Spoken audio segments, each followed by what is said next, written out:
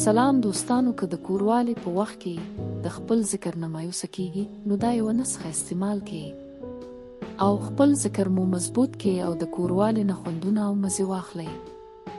دوستانو، نن به درته داسې یوه نسخه ښایم چې دا نسخه د هغه خلکو دپاره ده چې یو ځل کوروالي وکړي او بیا په دویم ځل کوروالي نشي کولی.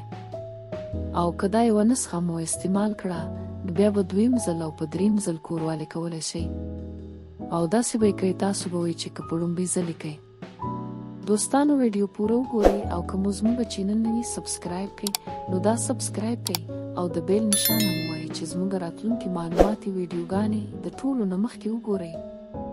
دوستانو، ډېر زیات خلک داسې وي چې هغه کوروالي هم نشي کولی، خو ډېر زیات خلک داسې وي چې هغه یو ځل کوروالي وکړي او بیا په دویم ځل کوروالي نشي کولی او په یو ځل هم ښځه ترې ښځه نه وي ماته سره. نو په نن ویډیو کې به زه تاسو ته داسې نسخه ښایم چې دا نسخه مو استعمال کړه نو بیا به په یو ځل کوروالي هم تاسو نه ښځه خوشحالوي او تاسو به په دویم ځل دریم ځل هم کوروالي کولی شئ. نو راځو نسخې طرف ته چې په دې کې څه استعمالیږي او دا څنګه جوړولی شو. په دې نسخه کې تاسو ته فقط د 2 څیزونو ضرورت دی. اول نمبر کې تاسو ته ضرورت دی د کونځلو د تیلو. دا به د پنسار په دوکان کې ډیر زر تاسو ته میلاو شي.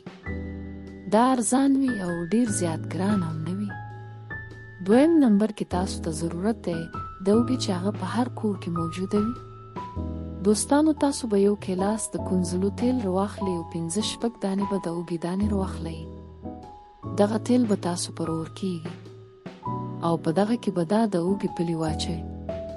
د هغې نه بعد چې اوږه پکې سره شي نو دغه تیل به تاسو چن کړئ او دغه تیل به تاسو ځان سره محفوظ کیږي. نو بیا چې کله هم تاسې کوروالي کوئ نو دا به خپل ذکر باندې لګئ، خو دا به تاسو د کوروالي نه 3 ګنټې مخکې لګئ. 3 ګنټې بعد چې کله هم بیا تاسو کوروالي کوئ خپل ذکر په نیم ګرمو وینځئ او په ډډه زړه کوروالي کوئ. دوستانو، بیا به تاسو خپل طاقت ته حیران یاست چې تاسو کې دومره طاقت کومه نه راغلی.